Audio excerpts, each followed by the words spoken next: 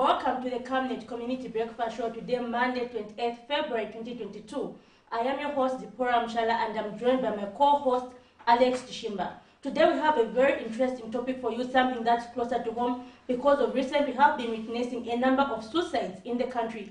So we're going to have mental health advocates who are going to help us discuss on mental health awareness in the country and on whether we have invested enough in mental health as a country. Good morning, Alex. Good morning, Zipporah. I must mention that today is a very special day to start with, it being the last day of the month, and also it being your birthday.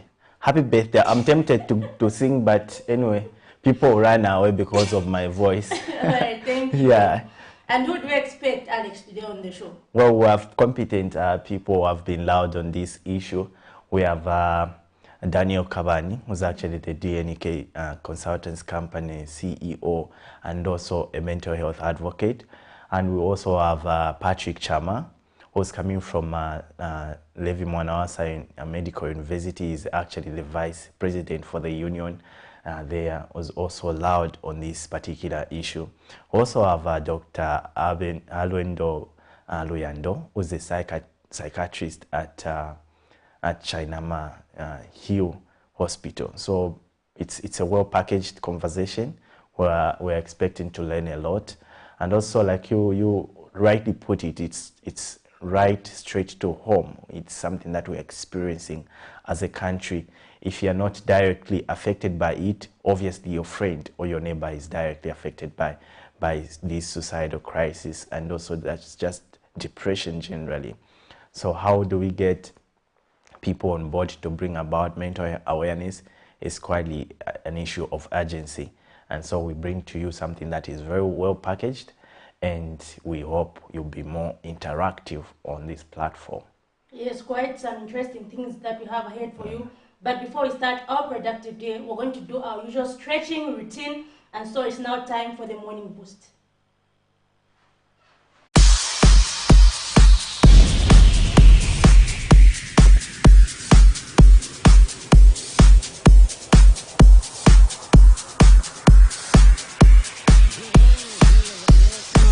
Morning boost. I am Isaac Machisa and I'm back, and let's do something quick now. I need that. Let's go. One each.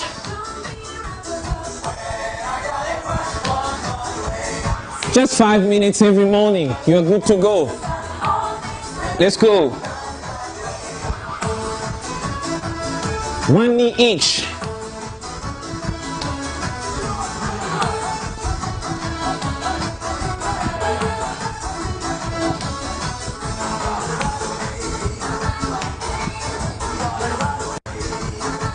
Two knees now. 1, 2. 1, 2. 2 knees each.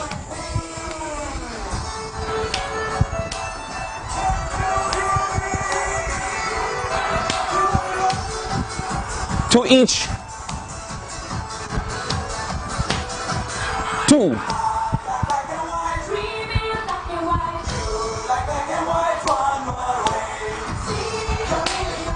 And back here, march.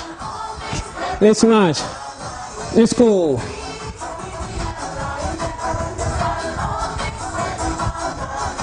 Let's go.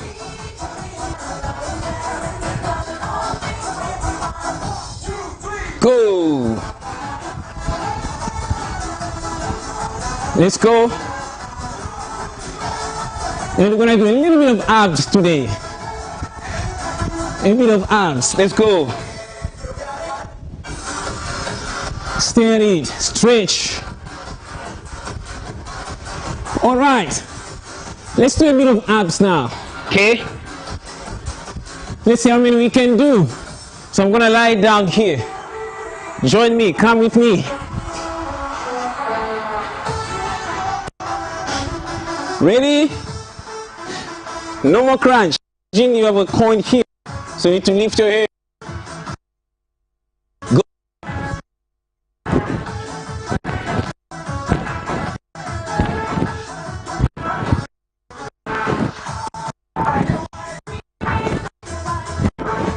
Ten, take a break. 10 seconds, 20, no, not 20, 10 or 5. or 15 maximum. Let's go another 10.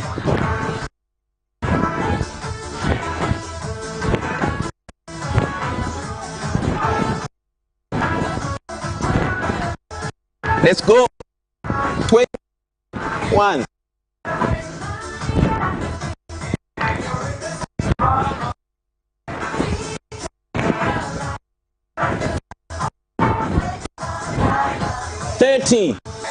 Okay, so let's do abs now.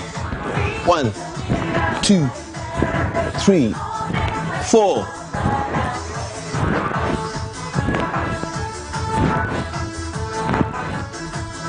10.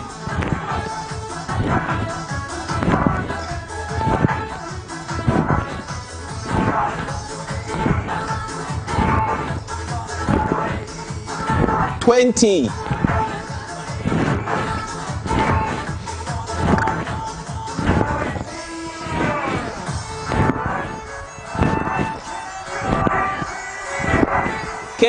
30.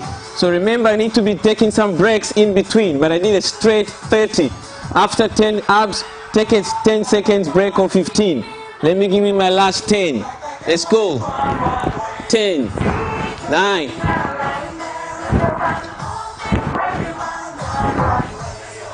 4, 3, 2, and 1. Okay.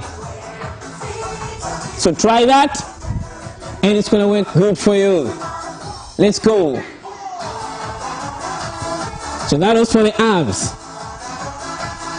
You do that, then I'm gonna introduce another workout, then we'll be signing out soon. Okay, so relax your muscles, and there we go again now. Let's work on the bats now. So I'll do 10 each.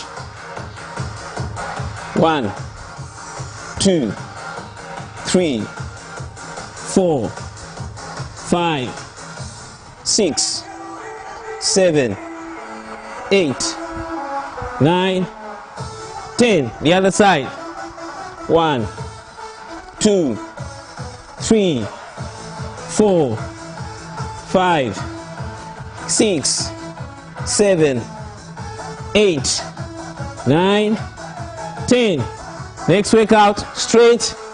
Then you go 1, 2, 3, 4, 5, 6, 7, 8, 9, 10. Last 10. Go. 1, 2, 3, 4, 5, 6, 7, 8, 9, 10. And good morning.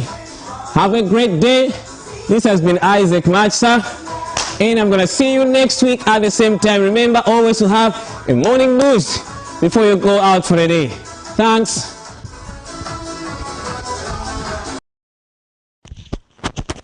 Good morning once again. If you're just joining us, we are going to just go straight in our health segment with Dr. Cheswa Valika. And we just take a short break as we come back to that segment. Camnet TV is becoming big and better. You can now watch Camnet TV wherever you are around the world, simply by downloading the Camnet TV app.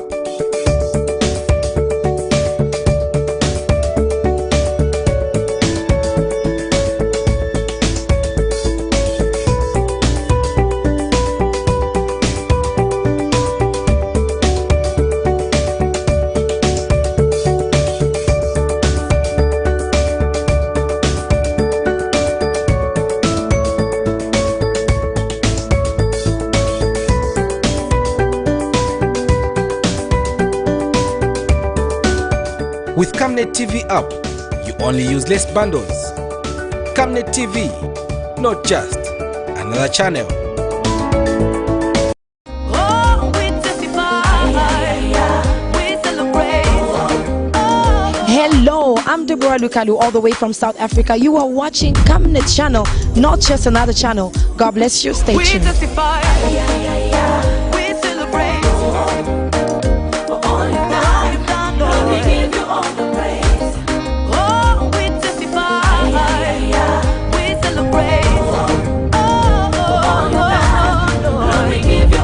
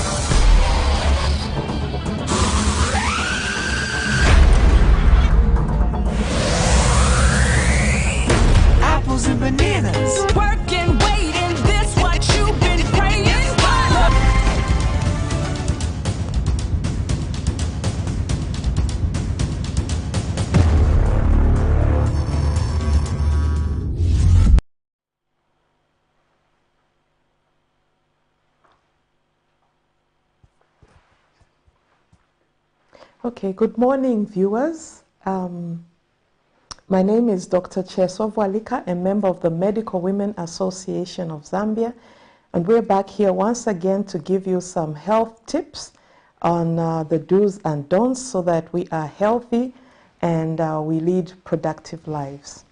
Yes, so welcome to the health segment, Doc. And today we're just introducing some common accidents in the home, because we've seen that people have got all these misconceptions, these myths about how to treat certain accidents. So maybe basically just to begin, what are some of the common accidents that happen in a home? All right. So we know that an accident is something that is not planned, but which may cause an injury to a human being. And some of the common accidents that we see, that we attend to, are falls. People will fall, and for the falls, it's just it's different ages. But we notice that in children, these are more common. But even in adults, these falls can occur, and when they do, sometimes they can even be life-threatening. So falls are some of the common ones, and these occur in different places. Okay, then the cuts and the bruises. As somebody falls, they may injure themselves on a sharp object. They can cut themselves and bleed, and sometimes the skin can just be affected. So we would have cuts and bruises that can occur, especially after a fall. But even in the kitchen, as a woman is cooking, sometimes they may cut themselves with that sharp knife. We also notice burns and scalds. Here, a burn is injury by a hot object. And this can be a hot object that's such as the iron or the stove or something that is hot and dry.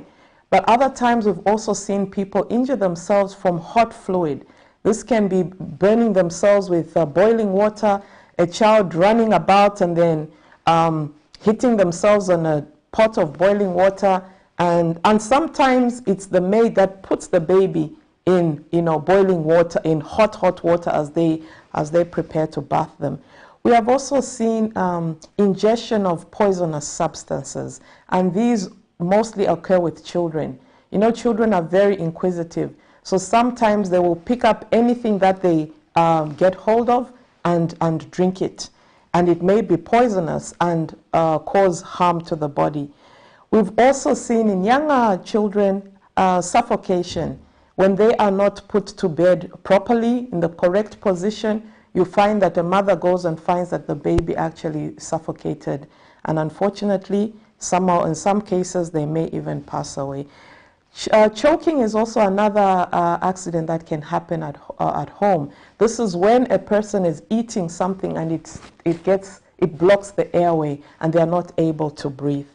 And for those who have swimming pools or body waters, we have also, unfortunately, received cases of drowning. Sometimes they survive, but other times we lose them. So this is a list of some of the common things that we see that may happen at home. Okay, so basically, how can you prevent them? Before we even come to maybe some treatments, some home treatments, how can we actually prevent the same? All right, so an accident is an accident, but some of them actually can be prevented. For example, the falls. In the home, it is important to make sure that you clear clutter, because sometimes people fell because somebody left something in the way.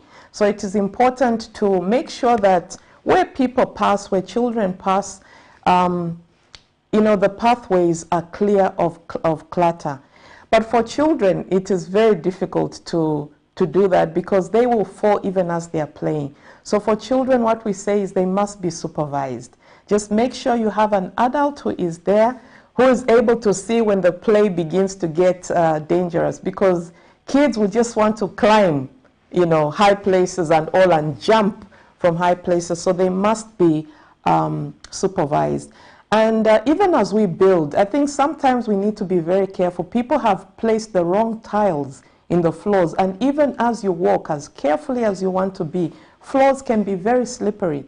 In the bathroom as well, it is important to keep the floors dry. We have seen and attended to a lot of bathroom falls because the floor became wet, or the person went into the room and did not know that it was wet and they slipped and fell. So for falls, those are some of the things that can be done. For cuts and bruises, well, Again, make sure that sharp objects are put in the right places, and kids are not, do not have easy access to things like razor blades, scissors, and knives, because they can easily injure themselves. And of course, for burns, it is important to make sure that irons are switched off. Children do not have, easy access to such things, and just for us to be careful as we are handling hot objects. For water, hot fluids, for children, please make sure that they are supervised. And, just to have those habits of when you're bathing a baby, test the water first. Don't put the baby in there first. We've seen, unfortunately, a number of accidents where somebody just put the baby in instead of testing the water first. For things like drowning, of course, for those who have swimming pools, it is important, and in fact it is a law that swimming pools must be secure where children are present. You need to have somebody who's supervising them when they are swimming, and children need to be given, floaters when they are swimming, and most important, people need to be taught how to swim so that should an accident fall, they are able to swim. For choking, I think these, again, mostly with children, it's just where they are supervised.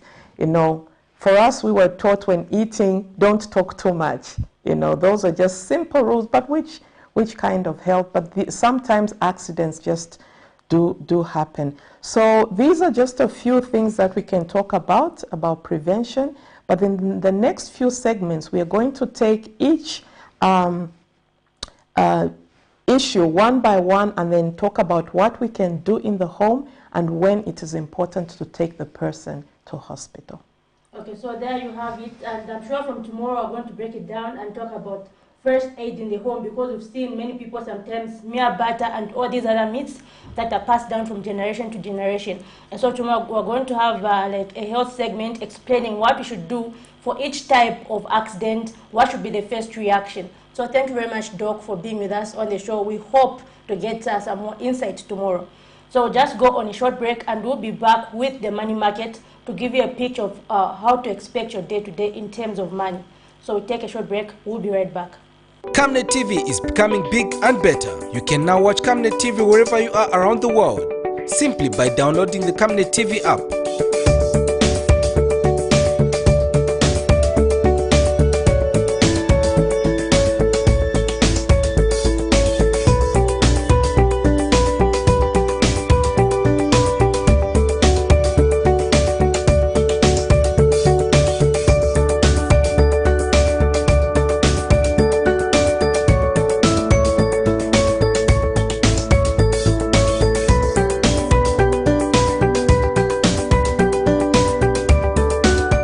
With Camnet TV app, you only use less bundles. Camnet TV, not just another channel.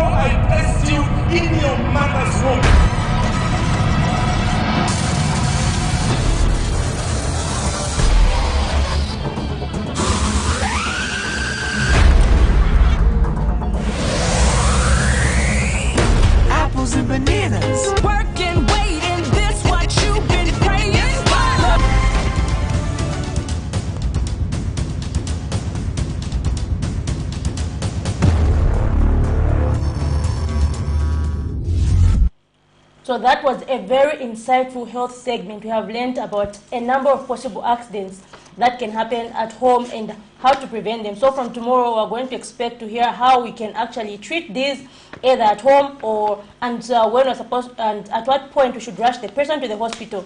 So in our days, you heard all those things, and Alex, welcome back to the show. Actually, I'm sure you are following our doctor keenly. Yes. So Alex, if you remember, like when you're growing up, you find that people say no, put Colgate, put Boom, put butter, and all those things.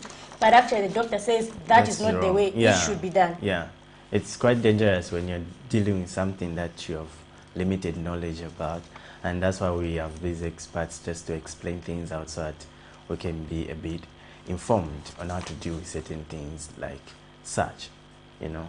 So we'll just get into our money market for our businesses, people out there, and also for the general public to be aware of what's going on in as far as the exchange, the money exchange rate is concerned. So updated today is our money market, whereby the Great British pound is buying at 23 kwacha 0.54 ngwe and selling at 24 kwacha.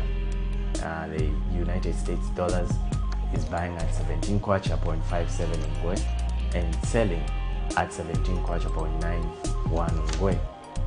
The euro is buying at 18 kwacha 0.89 ngwe and selling at 19 kwacha 0.26 ngwe. The South African rand is buying at 1 kwacha 0.16 ngwe and selling at 1 kwacha 0.18 ngwe. That's how money market looks like. We can see a bit of maintained kwacha there with the United States dollars, the power at 17. Even last week it was basically the same, so it hasn't really fluctuated much. So that's the money market that we're having for today. Yeah, next we'll be reviewing just on the stories that made headlines yesterday. Zipporah, we have the Otter Challenge story. I don't know if you can just elaborate a bit before we get to that story. Okay, so this is Kamanga area in Charleston. After Charleston, somewhere there is a place called Kamanga. So that's under Munali constituency, by the way. And so the story was done by Prudence Shota yesterday. And the residents there have been complaining that despite them paying bills, it's like they're unfixed, whereby every month they have to pay. Despite them paying bills, they have not had water for the past 7 months. And 7 months? Yes, so that's a long time. And they're actually concerned, saying all these years after independence, were like over 50 years after independence, we're still struggling to have a basic commodity such as water, something which is very essential. And so they're actually challenging civic leaders in that place, saying once you're elected, don't leave. Just because you've been elected doesn't mean now you should abandon your people. So they're actually challenging civic leaders in that area to actually like live up to their campaign promises and address their plight. So like these leaders they no longer live. They're saying they don't engage with them, allegedly. They are late that they don't engage with them. So they actually want the area MP, Mr. Mike Mposha, to actually come and address them on how he plans to address some of these issues, especially with the CDF and all that. And especially that is Minister of Water and Sanitation. Oh yes, he is Minister of Water and Sanitation, actually. Let's just take a look on that story. These water taps in Lusaka's Kamanga-Foxdale area of Munali constituency have had no drop of water since July of 2021. This has been forcing residents of the area to move several kilometers in search of the very important commodity which they have been deprived of. The residents who spoke to Camnet News now wants the area member of parliament, who is also Minister of Water Development and Sanitation, Mike Mposha, to keep his campaign promise of bringing water to the area. No water for the past 7 months. We need our honorable MOP, Mike Mposha, to come and visit us. Why go in the provinces when he can't solve his own problem? English says charity begins at home. Honorable Mposha, we want you to solve our problem before we start touring the whole Zambia. For other information, like in my case, I've even bought a wheelbarrow and some drums. By water for almost 6 months, water doesn't come to our taps. What we normally do is we just get the guys to go and fetch for water for us. That side down, we pay for the guys. If he fetches like 6 buckets or 7, we give him like 10 kwacha. of Kwacha. So I'm appealing to our MP to come to our area here, to come and visit us, to see the problem we're facing of water. The residents have also complained that despite the area not receiving water for 7 months, water bills have continued to be issued by the Lusaka Water and Sewerage Company, adding that they have been paying bills for the water they do not have. We are receiving bills every month, and those bills we are paying. We have records here, we have paid those bills. We don't own the Lusaka Water and Sewerage any money. We are paying bills, but we have no water. We are fetching water from far places, and we are paying for that water, which means we are paying twice. Come to our aid. We can't be paying for water which we don't see. Our taps are dry. Complained to the councillor, we have made calls to the councillor, nothing is happening. So we are tired, we need an assistance from the MP himself. We voted in the New Dawn government. Mr. Mposha is the MP for this area. Water is a very important commodity which should be readily available and accessible to the people of Zambia if the country is to win the fight against diseases such as cholera and typhoid. Prudence Chota, reporting for Camnet TV News. So there you have it. And Alex, if you've noticed, this issue of water seems to be a problem in every part of the country. Yeah. I don't know your thought on that. Indeed. Even like places far-fetched, more like rural areas, they share, you can imagine they share water with animals in the streams, and that a chance of just seeing how this is done in Mafinga district, where people would fetch, and then you find that the kettles are roaming around the same area, drinking the same. So the problem is real. And when people say call out for equal access to clean and safe water, it's quite something that we need to put as an urgent agenda so that we can achieve that by the year 2030. But if those cases are coming out even within Lusaka, then what about those who are in the rural areas? So those problems are quite real. Most definitely. And even like the other time I was in Western Province in Sesheke, you find that this side of the Zambezi people are bathing, washing, this side people are fetching water. Because maybe you find that they have sunk boreholes, but then you find that maybe one borehole for 2 villages. You can just imagine the queues that are there at that one borehole for 2 villages. So people opt to have the quicker way out to go to the stream, but that actually also endangers their life. For example, crocodiles. It's also not hygienic because people bath in that water and all that. So I think that's something that really has to be looked on. And talking about health, there's another issue, Alex, the lack of medicine in hospitals. It has continued to be a problem. And yesterday I did a story where I talked to some residents. Actually, I've been doing a build-up of this story from Kalingalinga, from Chongwe District Hospital. And even myself, when I was at Kalingalinga Clinic, I think that was last month, I was not feeling well. I was given a list of medicine and told to buy. So this continues to be a problem. And so just take a look at that story and we'll be back to discuss more in detail. Improving health care lies at the core center of every country as one way of ensuring sustainable development by bringing up a healthy and productive population. While Zambia has made significant strides in some areas towards Vision 2030 of ensuring good health and well-being for all, the lack of medicine in public hospitals still remains a plague across the country for many years now. When visiting a public hospital, it is not uncommon to be sent home with a prescription requiring that one should buy the medicine, which has become a concern, especially with the current poverty levels, which stand at over 50% of the population, according to the World Bank. A check at some health facilities around the country, namely Kalingalinga Clinic and Chongwe District Hospital, found that this is still the situation. kulibe bantu wakabwera ku hospital pena ngunu kubalembera pepa kuti nizina dwalapo wakutinga potunda paza kuchosa mitunda zilizochoka ready kuti zili mixed na blood.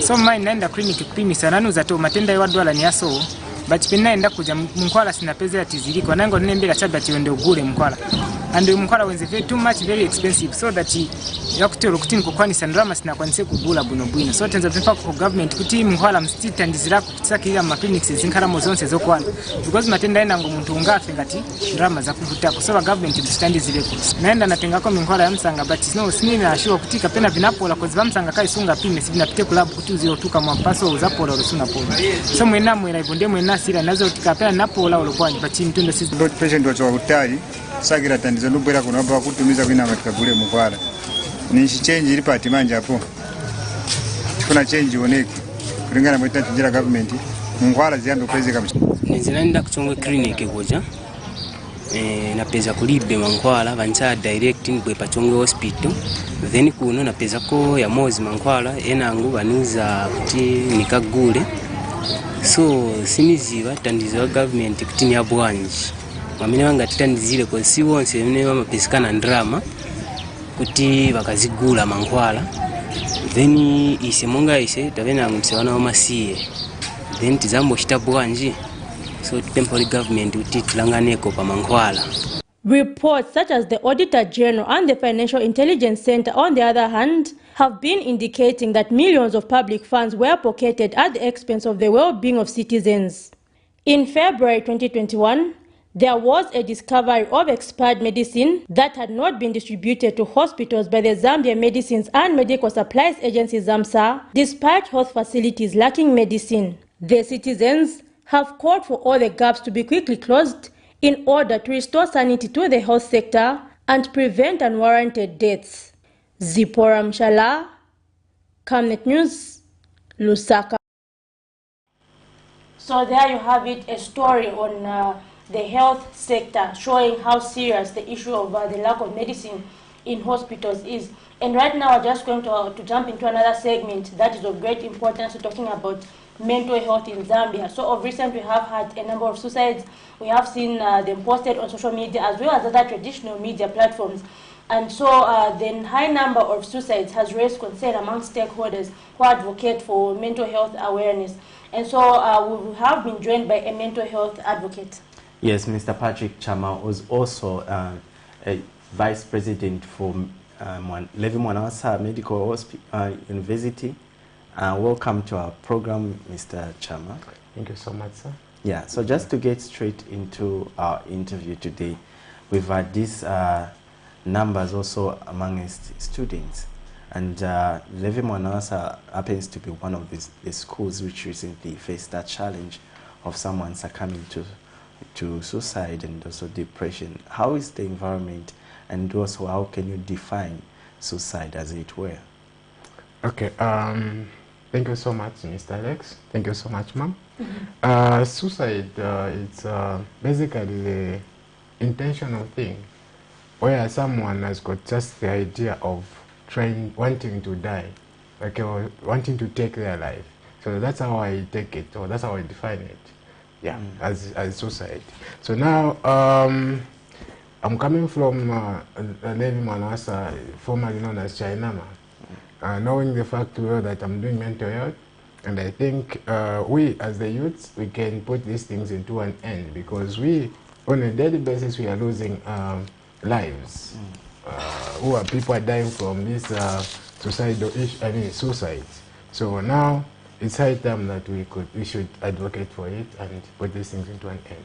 So having an experience and being a student who's actually taking mental health as one of the courses, what would you describe symptoms or signs that people give before they engage into something, or just depression, how it come about?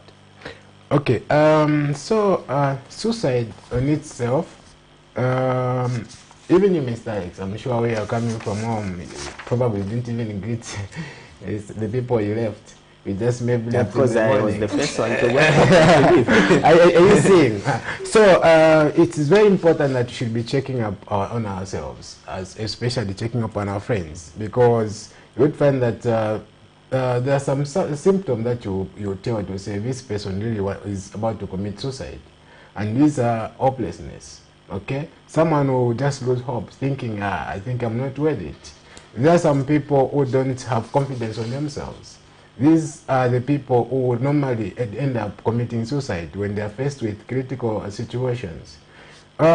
Sometimes it happens because of broken relationship, where someone is just too low, feeling low, feeling like they're not of themselves.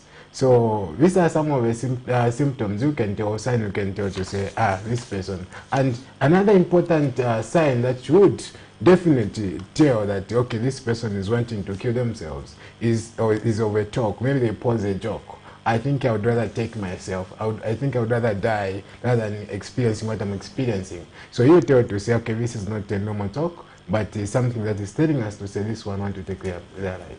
So when we hear someone like saying that, we need to take a quick reaction over that and action over that.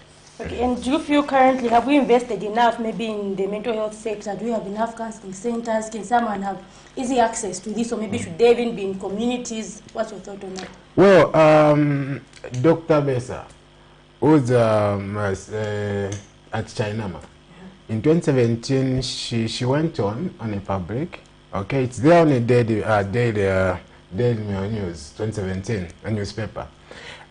We've been promoting, as a mental health specialist, we've been promoting mental health because knowing fact well that here in Zambia, we don't have Chinama as the center of mental health and part of Ndola, right? That's where you find the where is porting. Now, we are calling upon this government now because we do understand that mental health is very important in as much as other related issues are important. Other health related issues are important. A surgeon and a mental psychiatrist, these are important people that you need to be considered. So we don't have currently the best rehabilitation for mental health services where can be offered.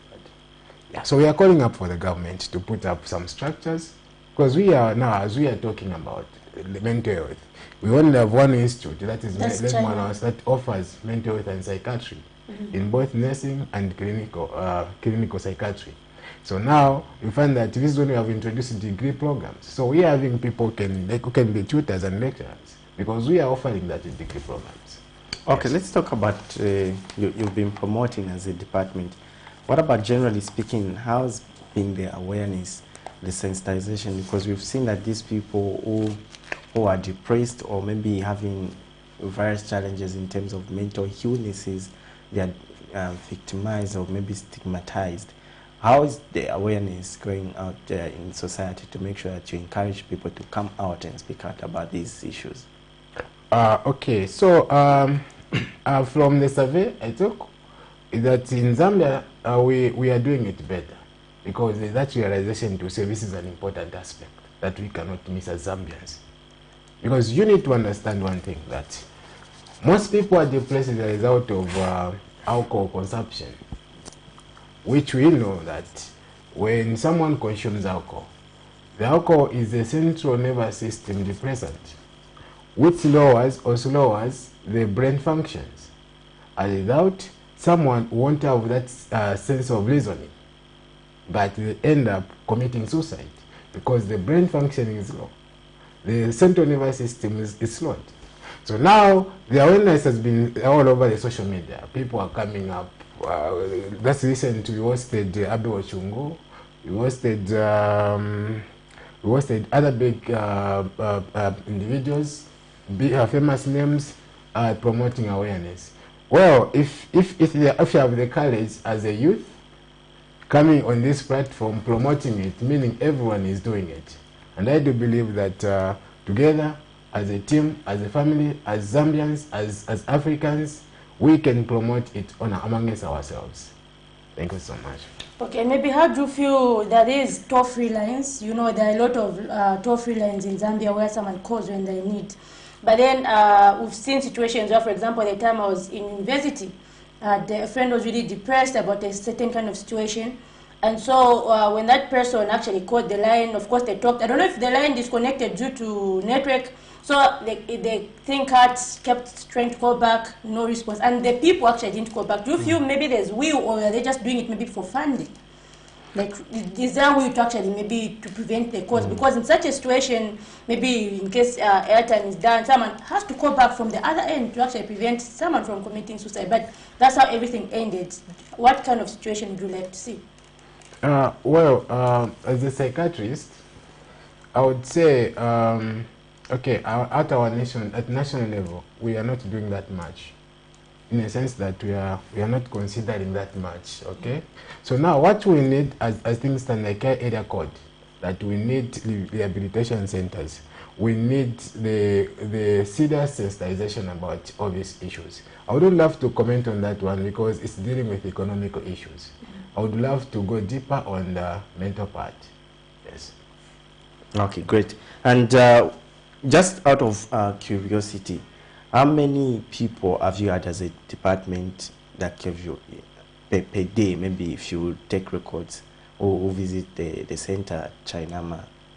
Are you able to give out the numbers so that we can get to see how serious this thing is? Okay, so statistics-wise, worldwide, you would find that there are about 800,000 deaths recorded. That is mental health. I mean psychiatric conditions. People are suffering from psychiatric conditions, suicide issues. Now, at the national level, our country, I wouldn't give a specific, okay, but I'll give the general or the overall statistics, okay. Like in our department, as a clinician dealing with mental health and psychiatry, we've been receiving on a daily basis. We've been receiving people with mental disorders, especially those disorders that leading to suicide. Okay, that is, I would say, on a daily basis, we are receiving about 20. Okay, we are receiving about 30. Okay, those are the suicide issues. Yes. That is per day. That's a big number. Yeah, it's a big number, because sometimes on the weekend we don't even get we don't even record. Oh, yes. So now the only thing that I would say, according to my analysis and the survey, I would say there are even more numbers, because we are talking about these from just Lusaka, okay, from these cities. Now we are talking about someone who's in a village. We are talking about someone who's a typical area of Zambia.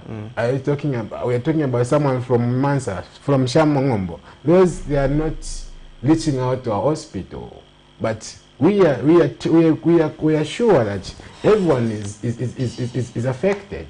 Okay, so it's a matter of now this current government to take a very consideration over the mental health, and probably I'm calling for rehabilitation. Let them put up in structures in all areas. Okay, if possible, all provinces we should have at least the training areas where we'll be training psychiatrists. Because trust me, whether be it a woman who is about to give birth, okay, to a child, they end up being depressed. Are you seeing that? So it is a very complicated issue that that us as a clinician, we have come to realize to say all this is coming as a result of depression. Depression leading to suicide. Okay, now how does even depression comes about? You find that there are those people who are mentally unstable, okay, who are mentally disabled, meaning they are some of them, they are moody. Are you saying that? Some of them because of schizophrenia issues. So all these things that if we can put them to an end, if probably we can, the government can jump in, they come through and be able to build rehabilitation as a result. We do have a lot of professionals who will be helping out in solving out these issues. Okay, sure. If you're just joining us, we're talking about mental health awareness here in Zambia based on the recent suicides that have been recorded. So do add your voice down in on the numbers that are showing on your screen. And so, Mr. Chama, basically, how do you think our approach is as Zambians towards mental health?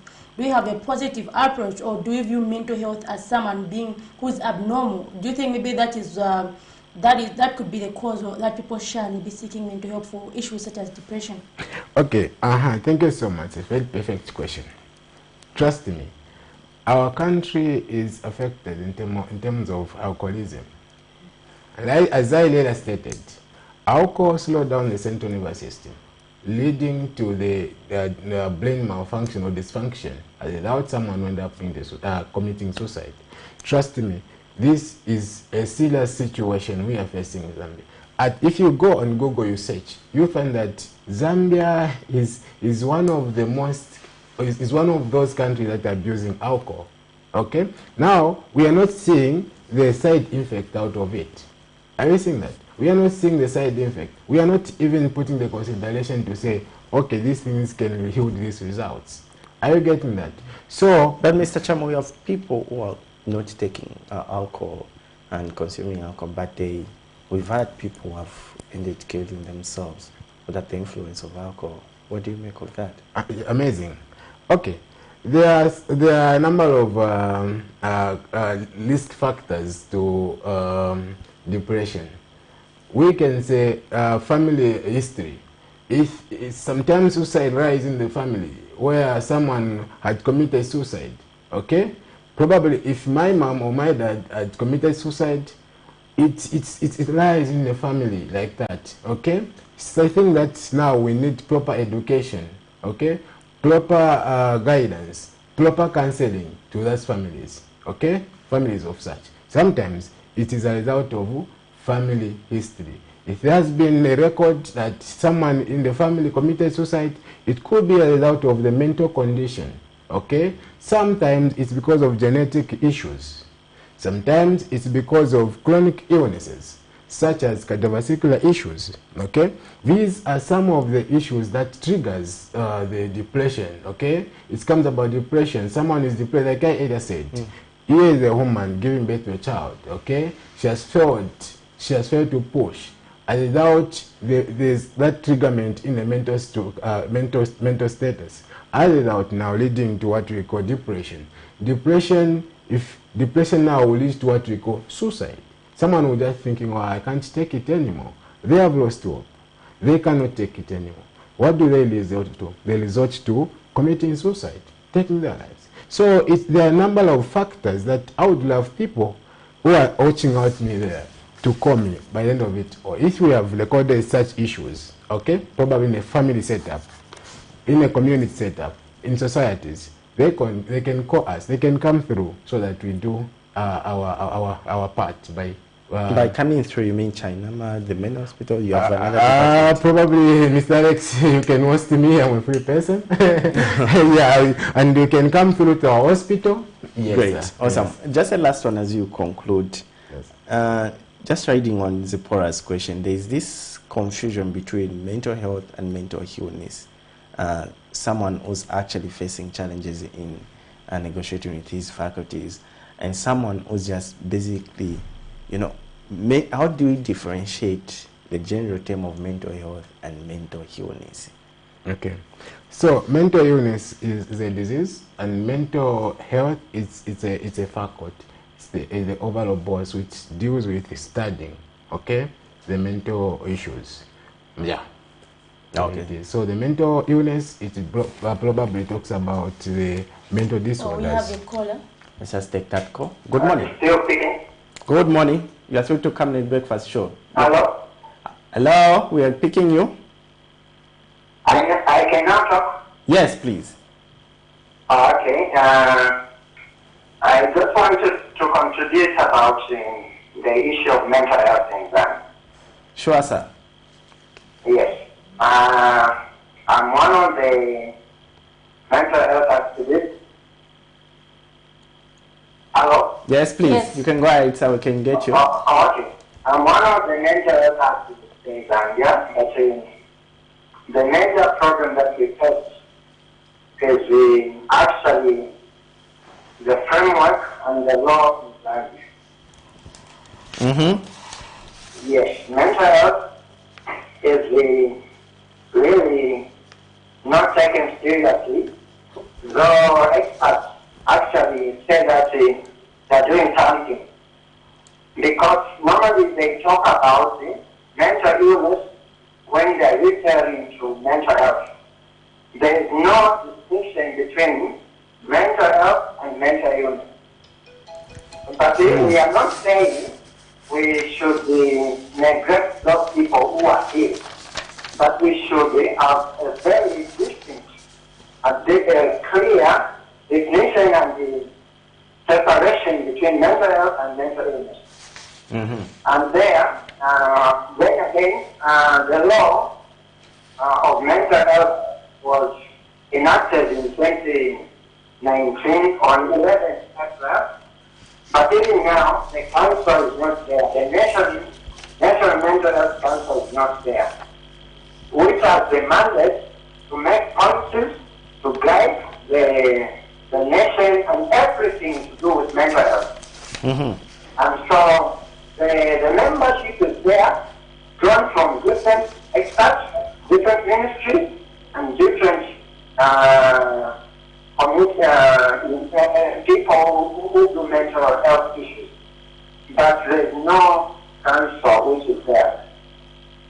The minister hasn't appointed. Maybe she can say that there's an induction, there's a court case.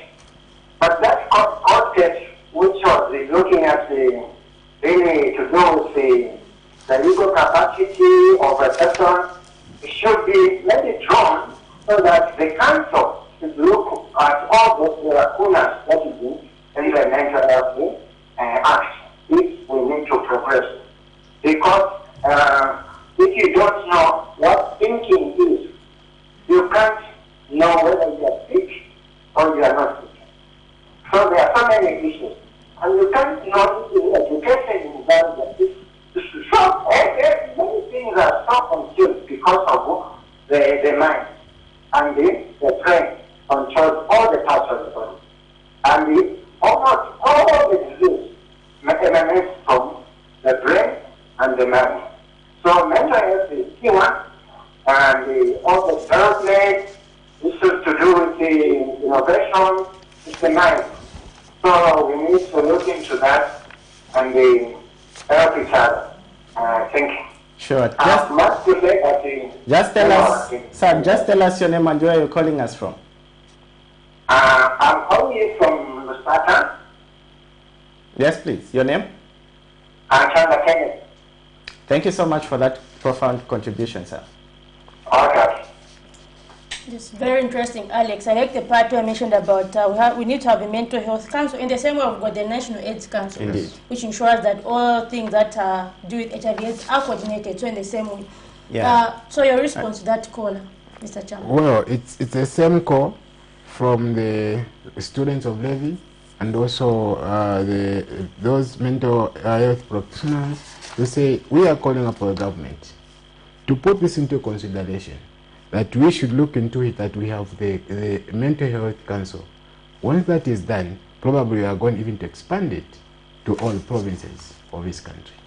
And we are going to put these things into an end. All right, thank you so much. I love the part that the caller actually mentioned that the mind is essential point for development. Yeah. Let's just hello, good morning. Thank you for addressing this. Oh, hello, good morning. Can you tell us? Now we are asking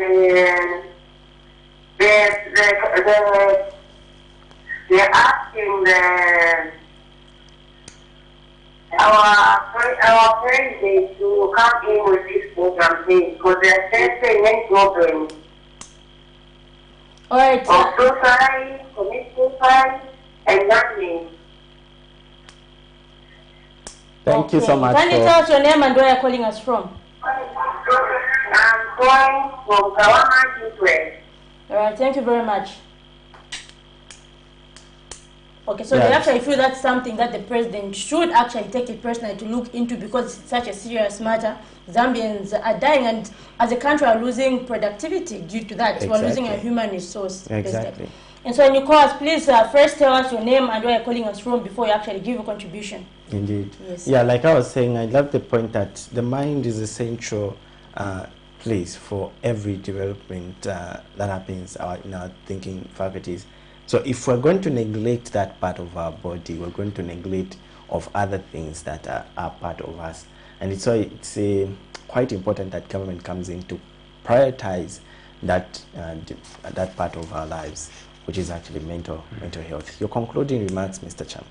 Yes, it is very important, in as much as we try to take care of other parts of the body, that we should take a keen interest in making sure that we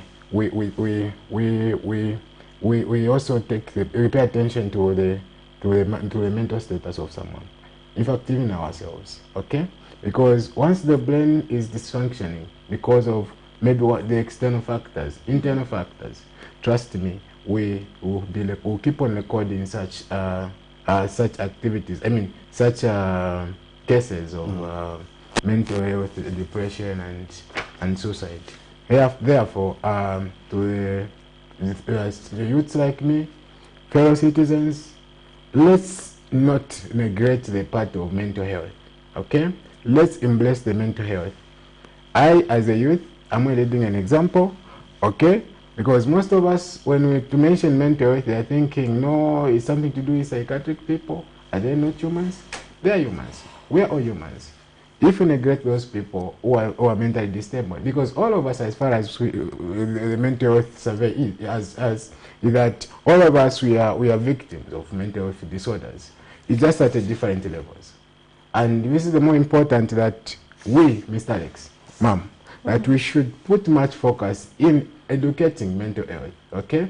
It's important that we should also be checking upon our friends at our daily basis. Every time and then we check up on our friends, because these people whom we meet, either be it in the buses or in the communities, societies, trust me, they are suffering from different diseases, okay, especially those that are leading to mental health. Okay, so team, we as a youths, we can change the percent, because the way the world perceive the mental health, okay, it's not how it is. Okay, we who are into this faculty, we do understand very well to say it is not just about psychiatrics. Okay, it is a broad issue that is needed to be embraced, that is needed to be taken care of and be understood. Very important, sir. Thank you so much, team. Never should you look down on the mental health. Okay, fellow citizens, fellow youths, let us embrace this idea, and we shall have a peaceful Zambia, and we are going to reduce these cases as a country, so that the country can develop. Because a healthy community is a rich community, the wealthy community. I'm talking in a situation where I lost my dad. Are you seeing that? It has prompted me to do this course, because he died from suicide. If my dad was here, he would have been a very helpful man. He would have been a very helpful citizen. Are you seeing that? Now, the productivity of a community entirely depends on us all. So we shouldn't be neglecting of anyone, but we should be focusing and considering anyone, because we are one and we are a team. Thank you, fellow Zambians, and thank you, Mr. Alex, for hosting me. Indeed, thank you so much. That was Mr.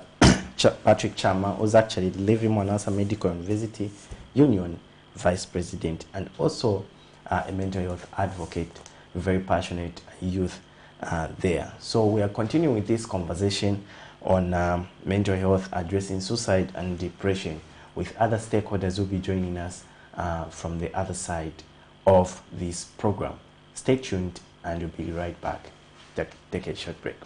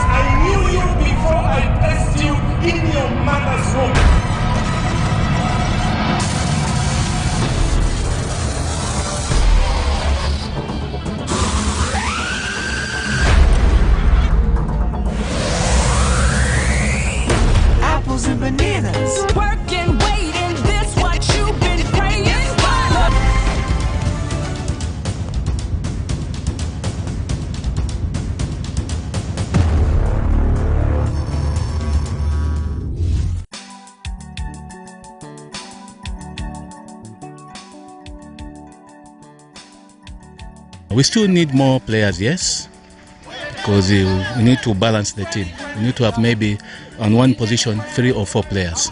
The third Camnet Stars football trial is on.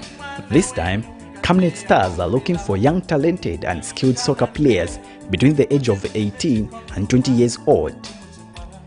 Start your lucrative football career in Europe this July. If you know you are one of Zambia's best gifted soccer players, don't waste your time. On Sunday, the 12th March 2022, there will be trials for professional soccer stars. Venue, Kablonga Boys Secondary School grounds. Time, registration, 13 hours. Kick off 14 hours. 100 kwacha non-refundable shall be paid, and your birth records must be produced upon registration. Camnet Stars, setting football standards for international market. Camnet TV is becoming big and better. You can now watch Camnet TV wherever you are around the world, simply by downloading the Camnet TV app.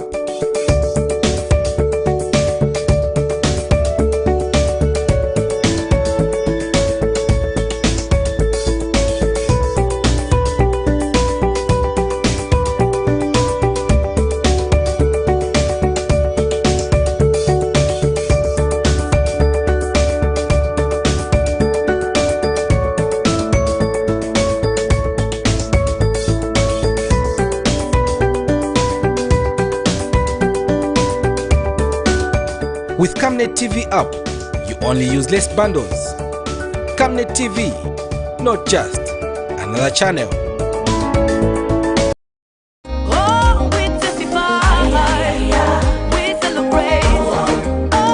Hello, I'm Deborah Lukalu, all the way from South Africa. You are watching Camnet channel, not just another channel. God bless you. Stay tuned.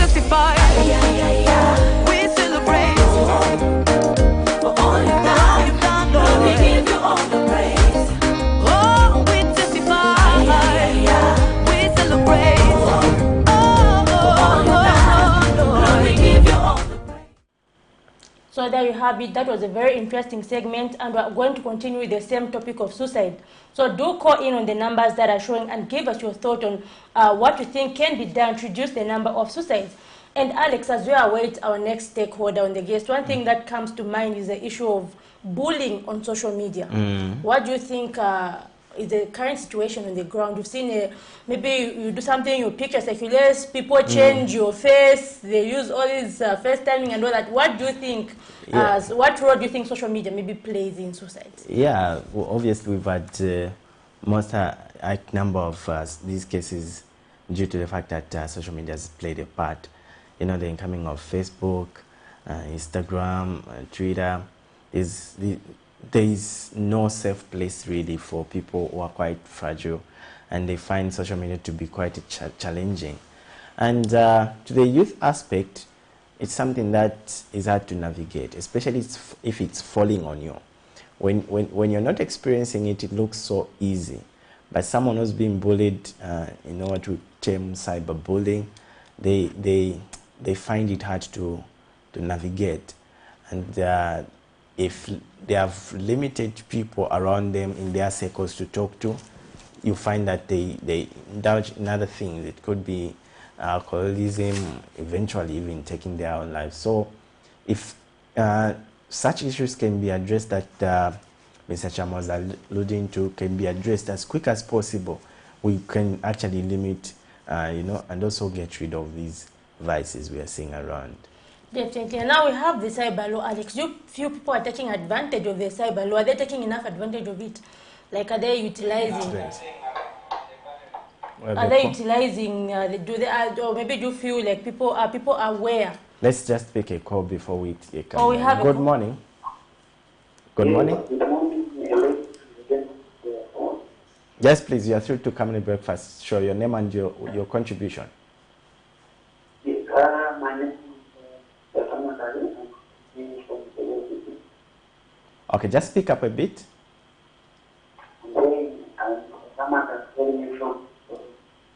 Okay, contribution to the program. Yeah, to community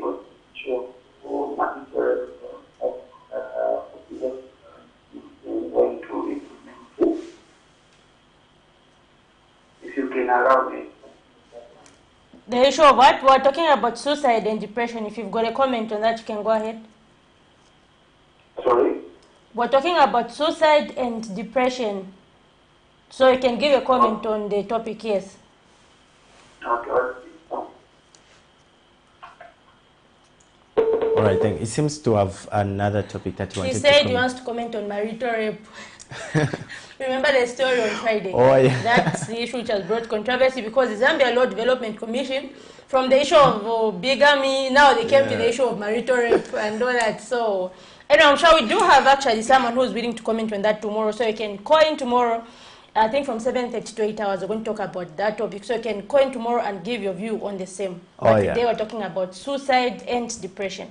Oh, great. Yeah, it's quite interesting. I almost said, yeah, marital whatsoever rape is connected maybe to mental health issues, because, you know, everything is triggered by the mind. Like that one of the callers made mention, it's a central place. So if we neglect it, we have other things falling apart because of that. So it's important that we take much precaution on that aspect. And I love the way the youth, and also generally Zambia, is coming to that place where they can be more aware about this and sensitize more people, be free to speak out. And we are seeing that a lot, even in a number of social media influencers posting these encouraging words, so that people can be just, you know, be safe and okay to talk about these things. Because in old days, really, suicide was a taboo word. You know, mental health was really something else. People would think of you in a particular way when you mention mental. So nowadays we are finding people being free about it, and it's important and it's quite impressive. Yeah. And like what saying, do you feel that, okay, the cyber law has been made, but do you think there's been enough sensitization, like to break down the cyber law, the acts and all that, when someone can sue? Do you think that has been done enough, or do you feel people are not really aware? Now, for example, Alex, if I ask you, do you know when you're supposed to sue some? Yeah, do you know at which point? I think people are taking... Okay, maybe for people who are learned, but for someone, the ordinary Zambian man, maybe from maybe a fisherman and all that, do you feel that people have been sensitized enough on the cyber law? No, not really from the layman perspective, but to that learned person, they know. That's why some stakeholders are even calling for it to be revisited, because there are some sections that are not comfortably, you know, landing on some people. So they feel, to some extent, it's not a good law. But anyways, talking to the layman's perspective, really, there's not much knowledge on that. So basically, that's... So there's need for more investment as well in mental health, because as we heard, there's only, like, we have limited mental health facilities. And also talking about this era, digital era, where someone can be far away and still comment on someone who's in another area. So this has somehow enhanced bullying, and you find that there's this competition on social media. People want to show their wealth, which does not even exist. So maybe due to that, if someone says, oh, this person has got this, well, I'm suffering, and then they start getting depressed and all that. So this is something that has to be looked at strategically, and more investment in the health sector. Yeah, like I earlier alluded to, we have had a number of stakeholders going out there and just sensitize people. So on Friday, there was actually an awareness walk from Great North Road Academy Rehab Center to Unza, where people were marching Great East Road and just sensitizing people about this issue. And we tried and also managed to compile the event. And this is the story that we did from Friday on the same subject. Let's just take a look. According to available statistics, every year, 700,000 people take their own life. Every suicide is a tragedy that affects families, communities, and entire countries, and has long-lasting effects on the people left behind. For Zambia, it is something that has become a common post on social media, tagged with an obvious caption, "Rest in peace, you have gone too soon." February 25, 2022, stakeholders marched the Great East Road as part of raising awareness on mental health. To these people, this is an urgent societal problem that needs the attention it requires past social media. Clothes worn inside out to demonstrate the importance of opening up as ways of dealing with various mental health issues. They have challenged government to take action by raising the funding base and budgetary allocation on mental health to save the Zambian people. The increase in the number of suicide cases in this country, and also the cases that we've been attending to at the rehabilitation center, in that these numbers are quite alarming, And we cannot stand and watch whilst a number of people are losing their lives. And when there is a solution, we decided to send a message today to the nation and also to the world at large, to those that might be affected, to say there's always a solution, there's always a way out. Depressed. Out of our HIV patients, 46% of them are depressed. That means you are talking about 4 in every 10 HIV patients are depressed. 29% of patients of hypertension are depressed. When you see the suicide cases, the diabetics are depressed. Everyone is having issues. These young people in their schools are having issues. Our plea and submission to you, the Ministry of Youth and Sports, and our leaders, and we are happy to see that you can support causes such as this one, is can we have policies that address this issue? Considering the fact that this hits mostly the youth, being the 4th leading cause of death among 15 to 29 years olds globally as of the year 2019. Pupils had this to say. Some pupils face depression, bullying because of their looks, background, and inadequacies.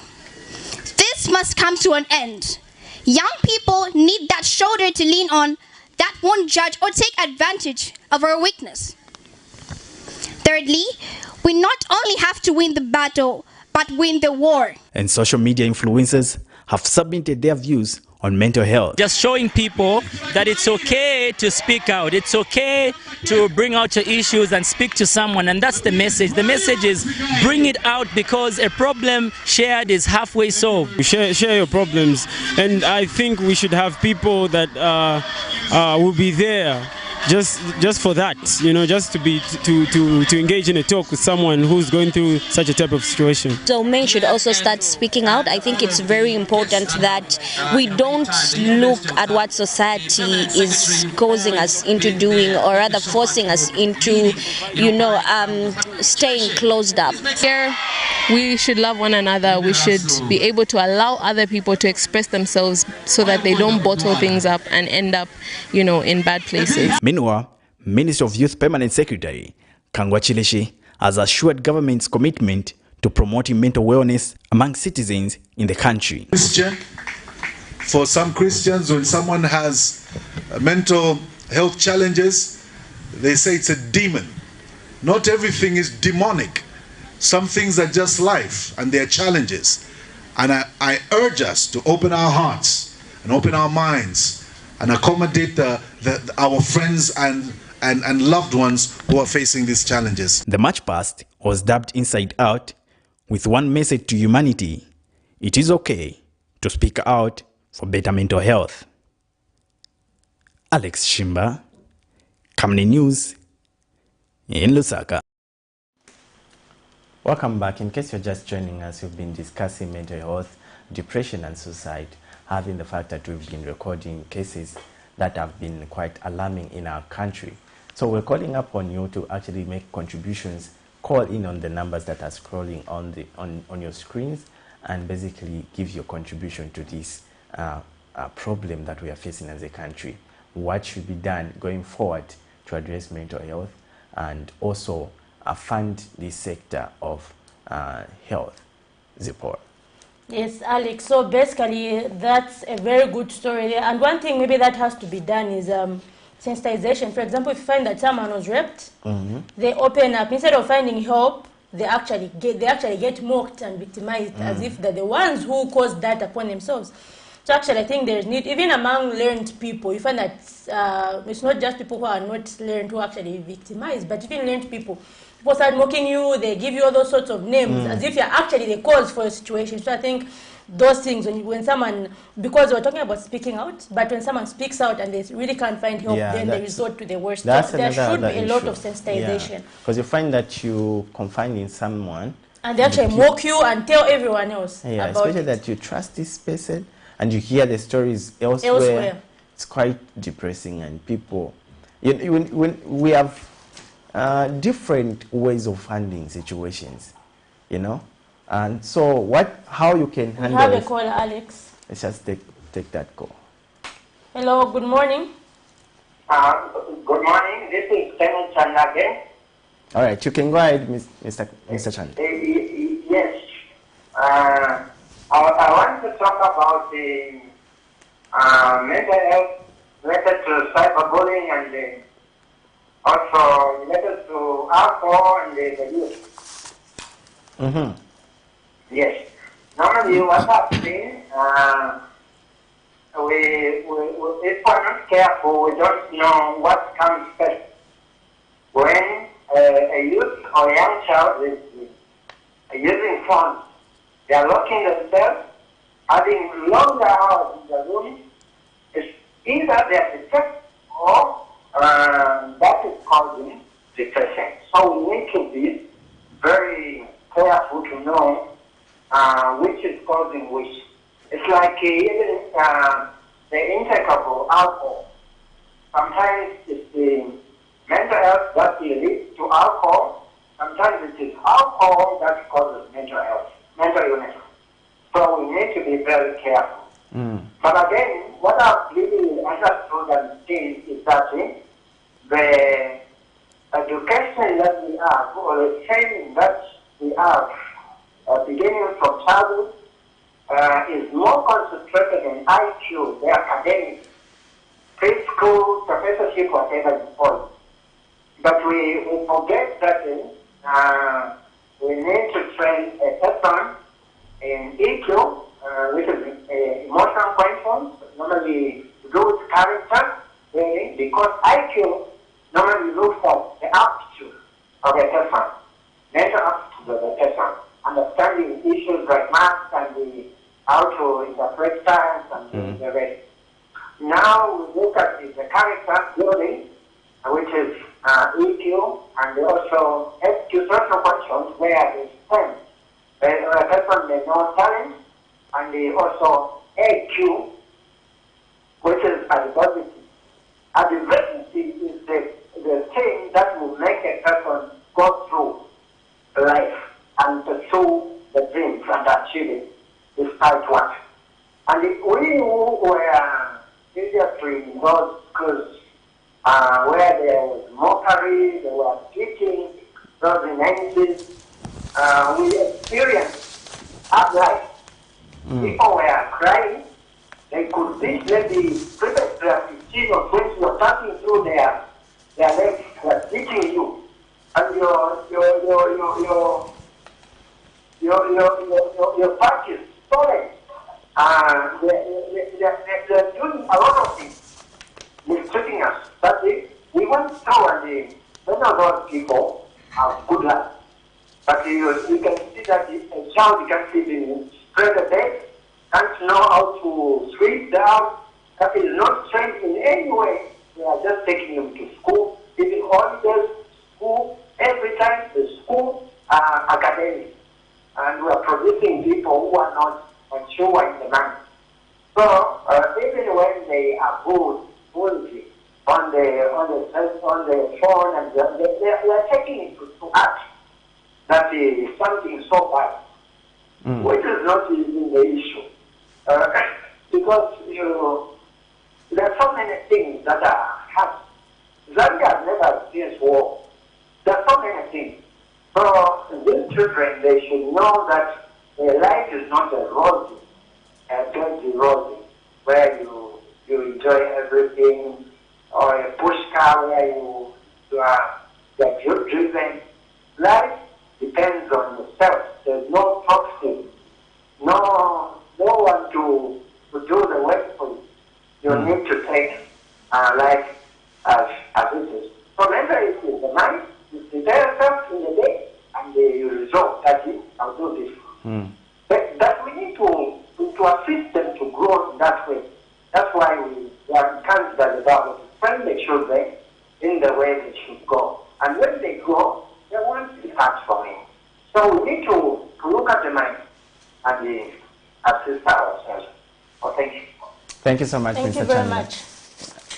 You talked of issues to do with adverse, which is a part of the mind which makes you push in terms of facing challenges, and I feel that's important because it compares our generation to the old generation in Zipporah, where our fathers, now our parents, faced a lot of challenges growing up but they manage to survive, to actually get past the challenges. But you find that nowadays our hearts are quite, even our minds are quite fragile to contain the pressure. Like he said, the child would be locked up for hours in his bedroom just playing with the phone. The parents don't know what kind of information this child is actually, accessing on those platforms. So you find that their mind is becoming more fragile. So hit by any life challenge and life tribulation, you find that they succumb to just say, no, let me just take my life, which is actually calling for more sensitization, more rehab centers, so that you can actually address that part of our homes and our society at large. That's a very interesting observation. So do call us on the lines that are showing on your screens and tell us how do you think the issue of suicide can best be approached? How can we reduce the number of suicides in the country? And Alex, one thing I picked for me was the issue of bullying in schools. He did talk about bullying in schools, and this brings me back to like 2 weeks ago. There was a video that was circulating on social media of this. I think there were about 14-year-old girls. So there were actually there were about 3 of them, but one of them is actually the one who was beating one girl. And the others were actually capturing the same on camera. So she beat the friend. I'm sure if you remember that video, where they were actually saying, no, leave my boyfriend alone, beating the girl, beating the girl, beating the girl. And the others are laughing and filming that and actually posted it common on social media. So you find that in such a case, once that person is humiliated in such a manner, the exit way may actually be suicide. So such things should actually be looked into, for example, by making sure that such people are made an example of by the Zambia police. Oh, yeah. It's quite interesting, and especially that there is this idea of capturing everything, documenting everything. Someone who don't really handle that part of. Imagine you grow up, you find yourself being humiliated on social media. And Facebook keeps things for years. So it might be 5 years down the line, you can go back and you find that you were by Mwebantu, this was the raped girl. And actually people's comments are just and all that. They are stuck there, and you read through the comments, and you feel this was me actually 5 years past down the line, and you feel ashamed. And this is what we're trying to avoid as a society. Oh, we do have a call. So my contribution is on the part of personalities. One thing we should understand is that mental health is also affected due to the personalities that we have. We have different types of personalities, and those personalities are affected with the events that happen in life. And so I love the contribution that they've given in the previously to say we should include the mental health department in all school institutions, because mental health begins when life begins. And so we need this department in all schools, starting from preschool. Yeah, we see children being bullied at school, and others do not even open up to their parents, others don't open up to their teachers. Even teachers themselves do not even have the knowledge about these things. And so we find children committing suicide and all that. And so one thing we should understand is that even the personalities that we have, they are disorders in the personalities. So I'm urging parents, starting from parents, they should learn to teach their children to open up to them and understand the kind of personalities that the children have. Yes, and also in the same department that they are going to put in schools, the teachers should take keen interest in knowing the personalities of the children, because there are some children that are just so deviant, and they only know how to bully other people. And it's not like others are able to open up, others don't open up. So starting from the parents' home, let the children open up so that the children are able to be free and tell everything that they are going through in their life.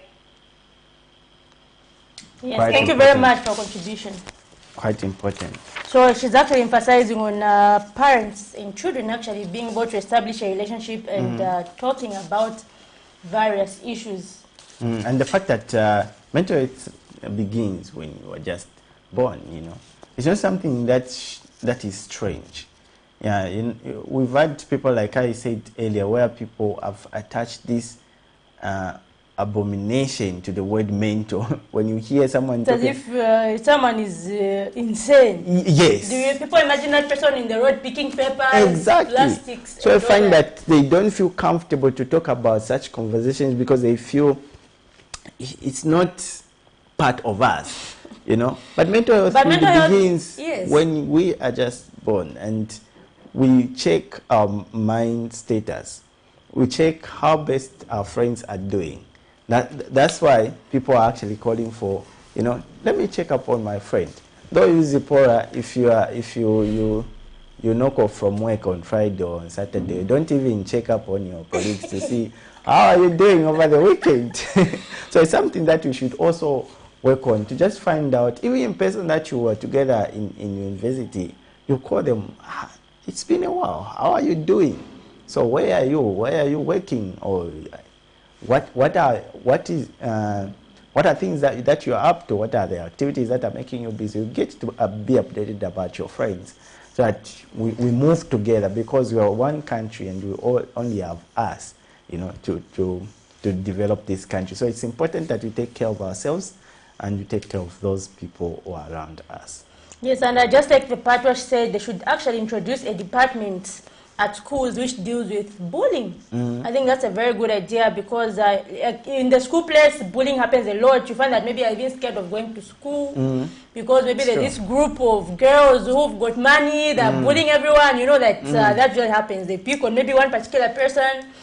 Every day are being bullied. So that's something that should actually be looked into, that sort of investment. And actually, Alex, there's one thing that people fail to talk about, actually, bullying in the workplace as well. Yeah. Bullying in the workplace, bullying does not just end at school. Bullying also happens in the workplace. So even in workplaces, people should actually invest in counseling centers at their workplaces. Yeah. To make sure that people's mental health is protected. Indeed. And talk about personalities that she referred to. Of course, people have different ways of handling issues. The way I can handle a certain disturbing information will be different from how you can handle it, based on the different personalities that we have. Some people close up, some people open up. You know, you find that this person becomes now, you know, a bit chatty and talkative based on what they are experiencing. The other person to the other end becomes very reserved and closed up because of what they are facing.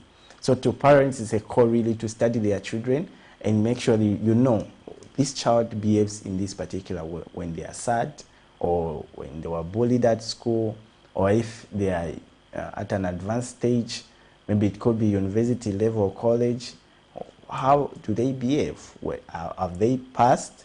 You know, you find that in those days where the results are out, but you are quiet at home. They show results is really, really quiet. You get sick on that day. Yeah, and parents are wondering, but we've heard UNZA has published the results. What's happening to our child? And actually, you know, in places like tertiary institutions, I've actually had someone from Copper Belt University reach out to me saying people here actually need like some investment in mental health, because you find that maybe when someone fails, they're really depressed. You know that most of the courses at CBU are more like business-like in nature. They have a lot of maths, and people do fail. And so if you remember, that was just like last month when they were saying people, the issue of mental health here is something that is really serious, because once someone fails, they feel like their future is shattered, but there's always hope. So they just need someone to counsel them and let them know that there's always hope at the end of the tunnel. Yeah, it's true. It's actually very true. Trust me, things to do with results, any form of results. You feel worthless. It's scary. Talk of health results, we went for checkups or scanning or screening whatsoever. Just that moment facing the doctor, about to say what the findings, you develop this. So what if I'm having this, you know? What if I'm having cancer, for instance? What if I'm having HIV? What if I'm having these diseases? People fail to navigate the results. The same applies to school results. What if I've carried a course? You know, what if I'm going on part-time? What do I tell my parents? What if I'm excluded? What if I'm going back home? How do I talk to my friends? We need... So those things should be really addressed. Where we can actually be free to talk about, you know what? I went to this, but I didn't put much effort and I failed. And actually, maybe the approach of parents when someone fails, because I remember the time I was still at UNZA, there's actually a lecturer's child who committed suicide after he failed. Maybe it could be the approach saying, okay, my father's a lecturer, there's this perception, and then for me I failed. So I think like the children should be made aware that it is okay to fail. Of course, not to be encouraged to fail, but to know that failure is something that can happen. Like we should leave both options. You can either succeed, you can either fail. But if you just say you have to succeed, and if that person fails, they feel like they have no other option. So we need to actually like sit down and talk to children in a very professional manner, advise them, and give them future prospects in case of failure. We don't have to ignore the aspect of failing, because failing is something that can happen. Yeah, indeed. Like you said earlier, it's about who do you talk to? Who are those friends of yours that you trust much? And what's disappointing nowadays with the issue of social media and everything, you find that you send this voice note to your trusted friend about a certain situation. Maybe you were in a relationship and maybe you're fallen pregnant or something if you're a girl, and you text your friend or you voice note your friend, and you find this note going around the groups. But this is my voice. So the only person who can circulate this is my friend. And these are the things that actually triggers depression in some other instances. For instance, it could be financial, financial problems. You confide in someone, I need 1,000, I need 2,000, I'm having this challenge. You find the same person, just from giving you money, they turn back to go and explain what happened. I've given this person money for this. Yes, he told me this is what is happening at home. And if we can be our brother's keeper, I think the narrative can change. The narrative can change the poor, and that's what's important. Yeah, so do call in on the lines that are showing and tell us your thoughts on the suicide cases that have been happening currently. We have seen a number of suicide cases that have gone on the rise. What is your thought? What could be the trigger? What could be the solution? And Alex, I recently attended a workshop on suicide, on the role that the media plays in suicide. So, for example, one of the things I learned, that was by the Zambia Medical Association, Dr. Naim Dalao. So basically, one of the things I learned was that as media, somehow we encourage suicide by, for example, you go into detail, like describing exactly how that person killed themselves. You go into detail step by step. So it's more like it's more like giving a guide to someone else who may want to commit suicide. That's one thing I learned at the workshop. So they said when you're giving when you're actually doing a story on suicide, should actually avoid going into detail, because it's more like giving a guide for someone else to be like, oh, okay, that's how that person did it, now that did. Let me also do the same. Yeah. So you say they got the rope, they did what? It's more like giving a suicide guide. Descriptive reporting, both in writing, in print, and in broadcast. When you're doing report, I think shouldn't be a case of detailed, yeah, because someone else somewhere is on the verge of actually doing that, and they say, so this is something. And one other thing again they emphasize was that if you hear someone saying they're going to commit suicide, don't take it lightly, because people will be like, oh, and all that. Because I remember there was a case I covered in George Compound. There's a story I covered in George Compound, I think in 2019, and we found that this person was found hanging in the kitchen, because we found him hanging in the kitchen, and. So the people around, the neighbors and all that, they were actually saying, oh, he's been saying he'll kill himself for some days now. And I'm sure, and they were like, we thought maybe it's just one of those things people say when they're drunk, and they didn't take it seriously. And just like a few days later, they found him hanging himself in the kitchen. It was actually a very disturbing sight. You saw his mother crying, his wife crying, and all those things. And this is someone who had been saying, I'll kill myself, and people are like, he's just drunk and all that. So that's something that we should take seriously. We should take those signs seriously. Yeah, maybe talking from the other side of our topic, depression. I feel at one point or another, everyone goes through that phase in life. And maybe from your angle, how do you feel is the best, place to find comfort when you're depressed, really? Well, I think the church also has a role to play. This is a multi-sectoral problem. I think even the church should actually actively talk about these things on Sunday or on Saturday, whichever the people church actually tell people the correct method. Maybe they even offer some counseling. There's some spiritual guidance, some spiritual counseling, because A church is a church is a place where people are supposed to feel safe. You go there, you get what you need, and I think that is the role that they should play in the same. Indeed, and I feel even the rehabs, like Mr. Chama alluded to, we need more of such, where you find a place, you might not know the person you're talking to, but they're qualified and professionals in that field, where you talk to them about how you're feeling, your plans, and you know, I'm sure they'll be able to help out and give guidance on how best you can go about life in that problem that you are facing.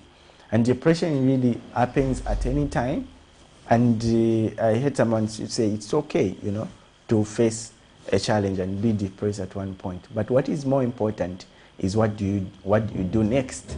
You know, do you quit or do you keep pushing for that? Do you keep succeeding? Because failure, like you said, is just a stepping stone to going forward, stepping stone for you to make it in life. Let those fire keep burning in your heart, your conviction you have about your life, keep burning so that you'll be able to actually face with the challenge, you're able to pass that and encourage yourself and move forward. Quite important as well. Yes, so do call in on the lines and just let us know your views on suicide. And so, Alex, another thing which I liked that Mr. Patrick Chama said was about rural areas. For example, you have Chainama here in Lusaka, maybe people from Dola and all that can travel. But what about that person in the furthest district of Zambia? Like, what access do they have to mental health? So that's something that really raises concern. For example, in rural areas, people do not have access to these facilities like we have here. That's something that definitely has to be invested in. Indeed. And talking of the toll-free line, there is one, I'm told, where but I didn't mention, I don't want to mention, yes. But then I had a friend who was actually going through a very depressing situation in the time I was at, we were at Unza. And in trying to maybe prevent issues such as suicide, we actually advised, my colleagues and I actually advised, no, can actually call this toll-free line, they actually deal with suicide and all that. So, but then once the line cut, that was it. Like, there's no calling back. What if someone killed themselves? So what do you say when you call? I want to die, or So basically advise, like, you call, you say situation, the thoughts you're having. For example, Alex says that man who recently killed himself, the musician from South Africa. What's his name? Ricky. Anyway, I don't listen to something like that. I'm not a keen follower. Yes. The man who killed himself last week. And there was a radio program which someone played on Facebook, and he was saying, okay, what I can say is I feel like there's always a sign that someone is going to kill themselves. For example, the same rapper who killed himself last week, the South African rapper, he was actually on the radio program saying, I know what suicidal thoughts are. I've been to that dark place and all those things on radio. So you can always see that the signs are there, so we shouldn't ignore signs. We should actually be aware of the signs and talk to the person before tragedy happens. Yeah, and be careful when someone does post such messages. You know, you can find on statuses, they are hinting, you know, people, because there's this tendency of not wanting to leave anything behind. So in our days, we used to have notes written, but nowadays, those things are not even happening anymore. They are just posting. So be careful. A minute past that post, call that person. What is happening? Can I come over or something? Offer help. Even someone was explaining, one of my colleagues in when we were in Mafinga district was actually explaining a similar situation where he was like, me actually offered to go at 24 hours to this person. You might not mean it, but that would actually mean a lot to that person.